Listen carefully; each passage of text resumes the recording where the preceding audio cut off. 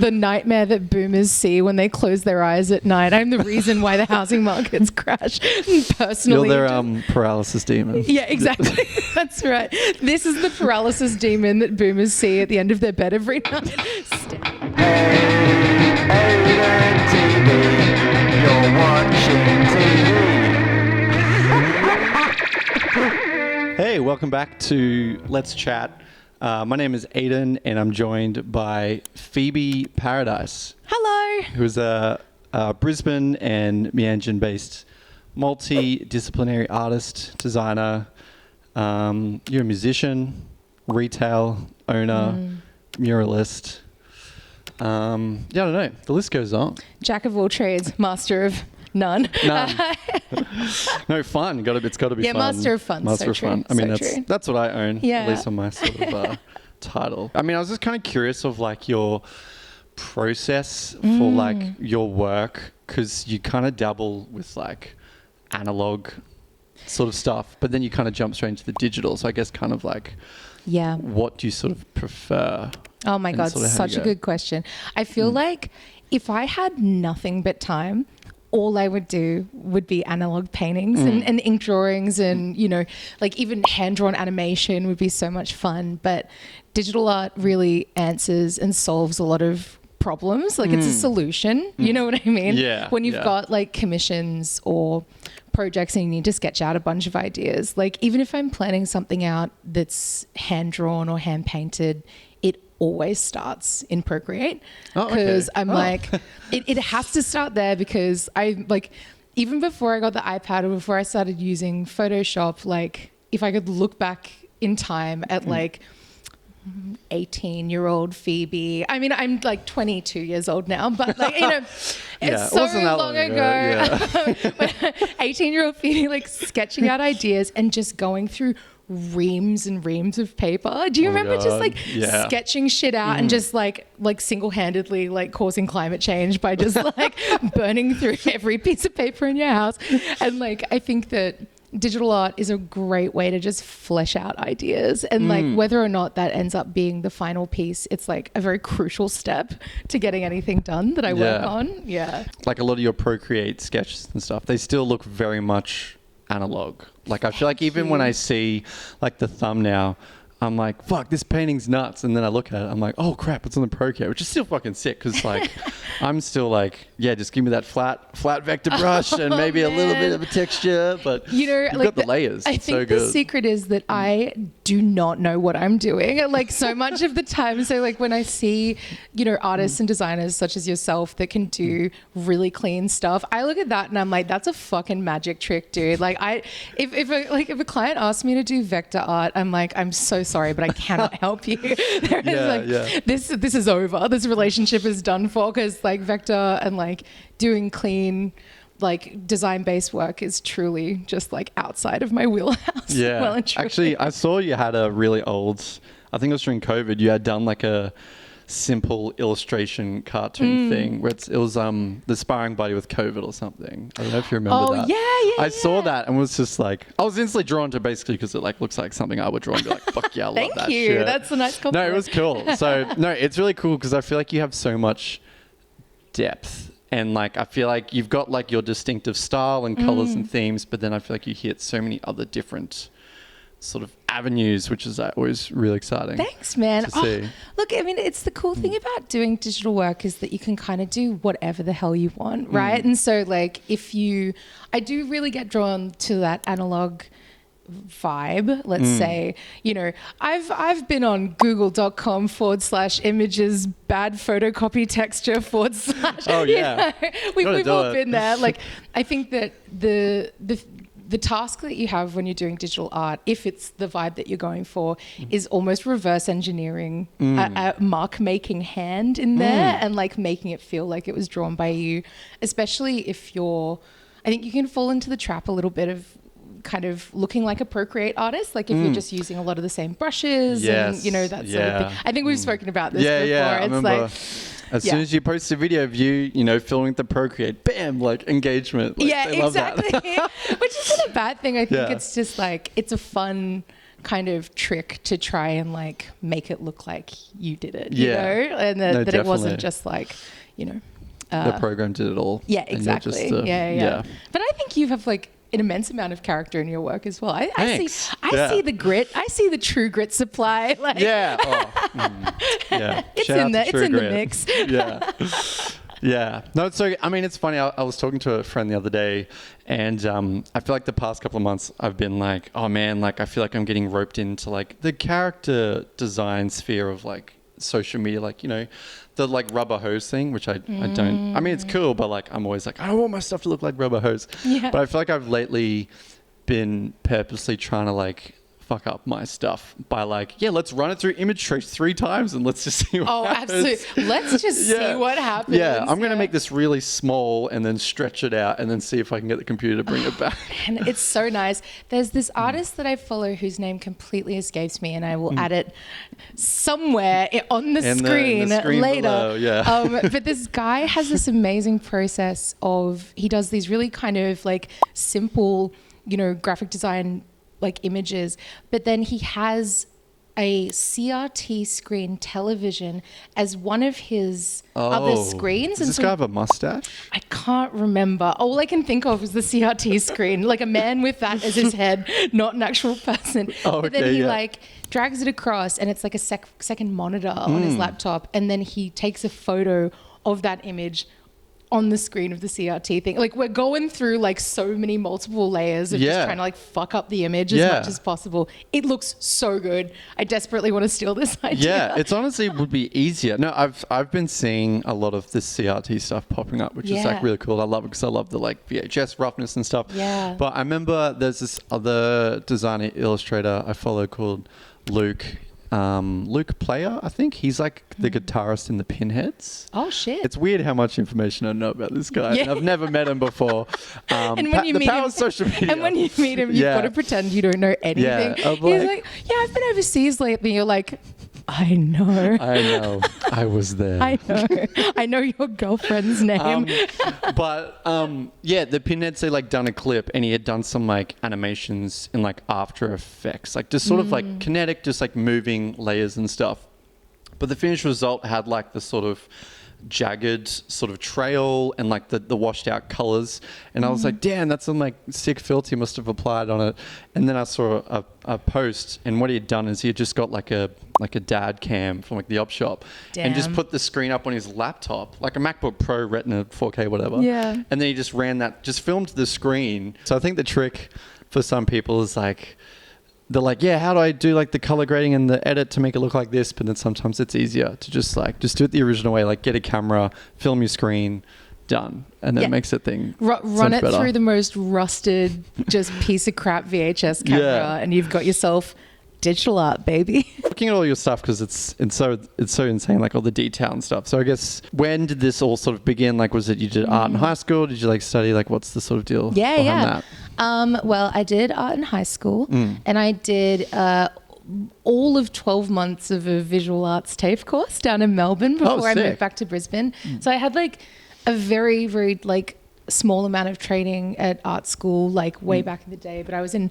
no position to finish school at that point. And I'm kind of glad I didn't, in a way. I like moved back up to Brisbane, and I was trying to work out what I wanted to do. Like, I was really like just keen to be back home with my family, but I, instead of getting into visual art for a long time, I was just kind of playing in bands. And so music was sort of like my sole creative focus for a long time. And I guess through that is how I kind of came back into visual art again. So I did like a lot of gig posters and like t-shirt designs for bands. And like, speaking of analog, it was like, you know, scratching onto paper, like just, you know, copy paper, you know, making collages and like using whiteout, like, you know, you spell the band name wrong. Oh, well, too bad. I guess that's the name of the band now. Like that kind of territory. And then because I didn't have a computer, I didn't have like anything. It was just like going to the library, scanning stuff in, you know, sending it off. Like, I mean, this is like, I want to say like between 2011 and 2013. And then around about 2013, I'd been on the dole for a considerable length of time. Yeah. And like I had other jobs as well, but they were all like part-time jobs. Yeah. And someone had convinced me to go check out the NICE program, which was like, if you're on Centrelink, this is how you can like try and start a small business. So have you heard of it before? No. It's like the one good thing that these places do. So it's like you get a certificate 3 in small business management. They give you free Centrelink money for like, free for 12 months.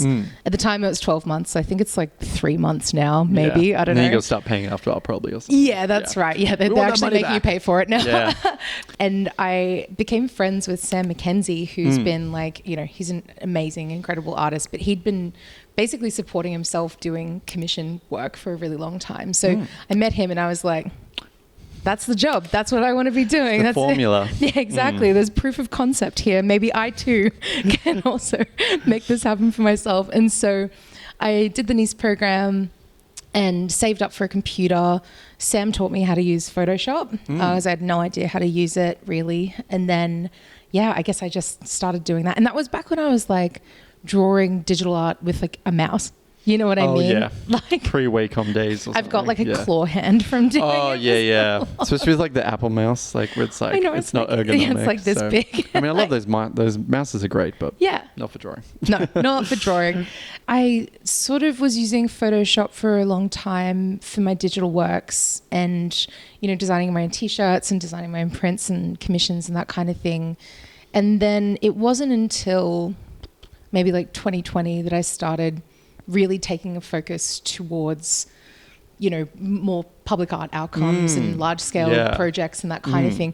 Before then, it was all just fashion, really. So I'm skipping a few steps here. No, that's all good. I know what you're at. Yeah. I think when I first heard about you, you were doing the shop with the giant sun logo, which is amazing. It's like you're doing the fashion thing for a while, and then people were like, "You're the fashion designer." Yeah. And then you're like, I don't want to do this anymore. And then now you've just started focusing on just the work itself. Totally. Yeah. I think like it's been interesting for me because I think most people that started coming across my work prior to the last couple of years would know me from the fashion label. So like I had my shop in Fortitude Valley for a couple of years and it was like such a fun period. But it's interesting because for me, the fashion label was always a vehicle for my visual arts practice, right? So like I don't know how to sew. I am like, whenever people would write about me, it was always Phoebe Paradise, fashion designer. And I'm like, well, I am a fraud because that isn't incorrect. But, I loved making garments because it was just like a really fun way to design new prints and make new stuff and make a living off of the work. Like I loved the work so much, but closed the shop in 2019. I decided to make a bit more of a concerted effort, I guess, to maybe shift the focus away from retail and into sort of more large projects and contemporary art focus. So the way that really happened for me, because like after the shop closed, COVID happened, right? So it was like, closed the shop like end of 2019, woke up like March 2020 and was like, well, what a wonderful state of affairs this is. Marvelous stuff. And so I really, like most people over COVID, like most creative people, we got that sweet Centrelink money. No one had any other income coming in. And so I just sat and made work and without the fear of, running out of money or having to sell shit online. It was just a focus on making as much work as I could. And I was really lucky because I got contacted by the Brisbane City Council and they had this outdoor gallery program, which is like, I don't know if I think you have a work in the outdoor gallery program, like in the vitrines in the city, like the light boxes. Oh, no. I was wondering how that thing existed. There's some other illustrators and stuff I'm aware of, but I haven't got work in there. You haven't? Oh, okay. I'm so sorry. No, it's all good. If anyone's watching, I'm available. Hit my bro up. Come on. My dear friend Aidan wants some work in the outdoor gallery. So the outdoor gallery program has all of these spaces that are purpose-built for public art outcomes, which is great. And so they reached out to me peak COVID and they were like, hey, we've got this exhibition that we're doing. Would you like to put some artwork in there? And I had never done I'd done, group shows and gallery shows before, but I'd never done anything remotely close to like a public art work like that. And so it was really awesome for me to get that leg up through the council and through the amazing curators that put that together. And it gave me a lot of experience that I've kind of taken, into future projects. Yeah, that's right. And I think like for me, that project was a real turning point, not just because it forced me to think a little bit more critically about the work that I was doing and kind of having these purpose-built commissions that weren't just for a private client or for a commercial client. But it also kind of gave me the confidence to start seeking out more opportunities like that. Because you're like, well, if the council thinks that I'm good enough for it, then, I guess, maybe I could do more of this. Who could say? They're a tough crowd to please. They are. But, I think that it's so important for young artists to get those opportunities because once you're in, you're just in, you know what I mean? Like once you're on the Rolodex, you can just kind of keep doing that sort of work. Like you're a proof of concept, like if you've done it before. So after I'd done that and it was like a really successful outcome. So I did the 2 light boxes and I was also commissioned a animation, which was Subtropical Surreal that I did with my friend Helena. Is that the one with the jacaranda flowers? That's right. Yeah. I think it's so sick. And that was the Brisbane City Council's first ever digital art acquisition. So nice. So cool. So it's in their permanent collection of artworks. It's going to live far beyond me. And wait, where is it? It's in the Brisbane City Council vault. So however they store digital artworks, it's their first ever digital acquisition. A hard drive, Google Drive somewhere. Giant bank vaults thing. It's like the little USB on like a plinth. That's right. Dun, dun, dun, dun. There it is. Yeah, Indiana Jones. Yeah. I mean, I have no idea how they store it, but that's the vision. And so after doing that, it really like helped me switch into this mindset of like, okay, my work can exist in the context of like a contemporary space and it can exist in the context of people taking it seriously and, giving a shit about it, and it responds really well. Like people, there's a good kind of response to it. And so after that, I started heavily pursuing that avenue, which was really cool. So you've been getting into a lot of this sort of 3D sculptural space and large work, and murals as well. Like that mural you did in Northern Territory was like really cool.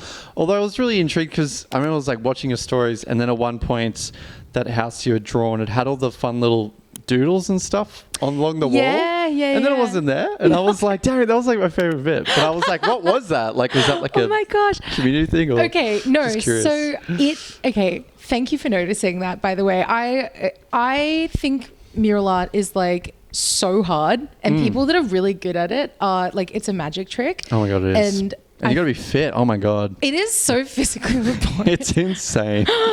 I was just like learning things about my body when I was doing that mural. It was like a week of just like pain, man. And it was like 35 degrees up there for every second of the day. So we had to paint from like 5 a.m. until midday, and we just watched the sun. Like it was just until the sun like crept over the wall. And the moment the sun hit the wall, you have to pack up and go, because it would suddenly become like 50 degrees Celsius on the wall with the sun. It was absolutely burko. But to answer your question, the thing that you saw on the wall is called a doodle grid. And so I had a muralist teach me about this. So a doodle grid is so you might have seen when like people are working on large murals, the wall is blank except for a couple of little squiggles all over it. So this is actually a method of transferring an image from your sketch or your iPad onto the wall, and rather than just using a grid to perfectly render the image onto the wall at scale, instead you're using the little squiggles as a reference point. So you'll go, I have this crazy house design and it is like way too, detailed for me to perfectly render it up onto the wall. Like I can't freehand that stuff. That is insane. And I'm not projecting it. Instead, what you do is you use your iPad to insert the image onto a photo of the wall, make sure that it's all to scale. Then you paint the doodle grid up there, and then you take a photo of the doodle grid, and then you put the photo over the top of that, and then you can go, okay, so the pineapple intersects at this line of the house here, and then you like kind of fill in the dots that way. Oh, Does that make sense? Yeah, so it's like you basically fill the whole wall, or like most of the wall, with like all your illustrations. Yeah. And then you're like, oh yeah, the top of the pineapple is the roof, and then where this line, smiley face and is. you just kind of get the dots connected. Did I explain that? I feel like I did a bad job of explaining that. No, it was good. I think. Okay. Yeah, I totally know what you mean now. For a second, I was just like, where are you going with Yeah, I know. I've never heard of this thing. I'm like, people just draw grid lines. I didn't either until someone showed me, and I'm like, what is this madness? And then it just clicks once you get it. And then that's how you can do like an illustration on an enormous wall, but you can't always step back to make sure it's to scale. That's the hardest thing. If you're painting on the side of a building, or this wall, which was like, I don't know, like 16 meters long and like 5-6 meters high, like you would never be able to perfectly reference where an image sits on the wall. So you've got to use those points of reference to make it work. Like warm-up activity too, to kind of like get your brain going and like your wrists into gear. You learn things about the wall as well. So like when you're doing the doodle grid, it's kind of a twofer, right? So you learn things about it. You go, things like, the sun hits the wall at midday and then I can't work after midday kind of thing. Things like that. But also it means that your wall will always have something for people to look at as well. True. So you can have a lot of artists like put their tag or their name or whatever up there. You like applying for all these things because a lot of them are like the public realm. They're like, you got to apply for it and stuff. But they're coming to you directly for the most part. Well, Botanica I did apply for. Okay, cool. So I was very, very lucky to get through to that. And I actually had a few people reach out asking for help on how to do an expression of interest for Botanica this year, which is really nice. And it was great because I got to show them how bad my expression of interest was for it, to kind of just and then you still got it as well. Yeah, that's right. I'm all about demystifying the process. Yes. So like showing them the like extremely crummy PDF that I sent through that's like, okay, so just like picture this. There's some houses in some water. Please forgive the mock-up. It's not good. But the vision's there. But I think that like when it comes to doing those expressions of interest, people tend to talk themselves out of it because it seems too big and too bureaucratic and too academic. And the doubt creeps in, be like, can I do this? Can I do it? The answer is yes. You absolutely can do it. And that, I think the biggest failure would be not to do it because you're spooked, But yeah, if I can do it, quite literally anyone can do it. The Brutalist buildings. Oh yeah. So like, which one's like your favorite? Because there's a couple around Brisbane. Like there is. Look, I think that the Parliamentary Annex building, which is like the star of the T-shirt that I've been selling as well. I love that building so much. Have you ever seen the interior of it before? No. Is there a way? Do they do guided tours? It's crazy, dude. I just thought of the next project. You should hit them up and you should do guided tours. Oh my God, I would love that. Buildings. Open house, hit me up, babe. Well, I actually got access to a pamphlet that isn't for distribution, but it was a pamphlet because the Parliamentary Annex building is like a hotel for politicians, right? So it used to be where pollies would go stay. And there's like a pool upstairs on like one of the floors of that crazy building. What? There's like these giant ballrooms with like enormous chandeliers and like curtains and stuff. And it's so funny that you've just got like this really kind of ultra modern, ultra functional calculator of a building. And then inside it's just like this luxurious kind of like fucked up, like, mobster building on the inside. Thought of like a giant shit, like something that's like as pretty and like delicate as that against like this like slab calculator. It's an oyster, right? Yeah. Like it's rock on the outside and just like meat on the inside. It's so strange. That's very correct. Yeah. But there's a bunch in Brisbane that I really love, and I think that it would be a terrible shame to see them all go. But it was cool. Like, I think seeing the TAB building go through this kind of sorted transformation, like into whatever it is that it's going to be, it helps me kind of, it feels validating documenting them in this way. Because I think that if you look it up online, there isn't really much in the way of imagery of the old building, like back in its glory days. And so, there's something really nice about being able to kind of focus in on these structures and give them some sort of I don't know, like platform and meaning, and and for them to eventually go, it's like, it feels like documentation, you know? Yeah. Your own sort of perception of these buildings that most people just like drive by and like, whatever, it's just like a block of flats or whatever. Totally. There are cathedrals among us with those of us with eyes to see. Cathedral calculators. That's right. Yeah. Have you got any faves in Brisbane? I noticed it when I catch the bus where the hospital is. There's like the building. It's like, I feel like it's just like a corner. It's like in the middle of all the hospital buildings, and then it's just one that's just like a giant calculator window. And there's like the overpass. Yeah, where the overpass is. Yeah, beautiful with like, and it's like disgusting. Yeah, like it's like so fucked. And it's like that. It's like the gritty concrete. That's like the textural. Like it's like bumpy. It's like the bottom of a pool. Yeah, like that kind of bumpy like pebble concrete. It's like you walk past it and you like want to touch it, and then you like cut your hand because it's all like jagged concrete. Yeah, if you try to touch the bottom of the pool, you shred your feet with it. That's the kind of material I believe all buildings should be made out of, personally. That's where the term brutalist comes from. Yeah, exactly. It inflicts pain. That's right. Visually, emotionally, and physically. Oh man, that's correct. Yeah, that's it is. I think there is something nice about like being able to identify these kind of hyper local motifs and like kind of being able to pinpoint something that interests you as an artist, but also finding like visual beauty in it as well. Like I've seen in your zine, like how you've managed to kind of curate all of these like beautiful little illustrations that may not even have been created by professional illustrators, but they're like, as when you group them together, like it's just so nice. A whole like this tome of like beautiful like work. I don't know. I think that like when you give imagery like that a context where you believe it's worth something. Yeah, worth looking at twice. Yeah. I think that you can do away with this idea of it being like this niche, hyperlocal thing. Like it does have a universal quality to it. Yeah. You know, like even with the Queenslander houses, I think there's this fear that if you do work that is, or produce work that is really unique to your hometown, let's say, that you might lose a global interest in it. You know, there's this fear that might be the thing. But I think I've actually kind of found the opposite, you know, like you look at the Queenslanders on stilts.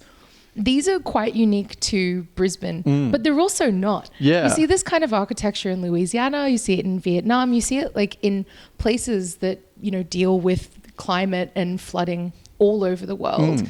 And it interests me to try and find these kind of like beats of nostalgia where, yes, I am speaking to my experience in Brisbane, but like these are things that I think a lot of us can relate to, like whether or not you're actually from Brisbane or whether or not you actually relate to these things. Or if you've never even lived in a Queenslander house, you can still kind of attach yourself to it. Yeah, to a particular place and time. Yeah, that's right. It's funny because I think I remember that I saw a video a while ago of Ed Templeton. He's like a photographer and artist in Long Beach, California. And I feel like he was saying like people would like message him and be like, hey, how can I like take all these like cool photos of you?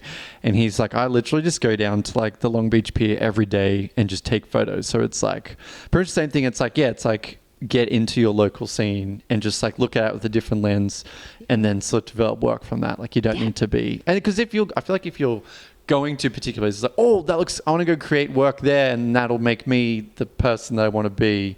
Where it's like you can just make do with what you've got in front of you. And then I think it's so much more authentic and unique. It's authentic. It also forces you to kind of look at the world around you more critically as well. Like rather than constantly seeking out, you know, bigger and better sources of inspiration, you know, overseas, let's say, like it I don't know, the struggle kind of makes you, like forces you to really like, put the world through your lens and it makes you examine how you would interpret imagery right in front of you. Like it helps you build style, right? As well. At least in a more critical lens as well, which is really cool.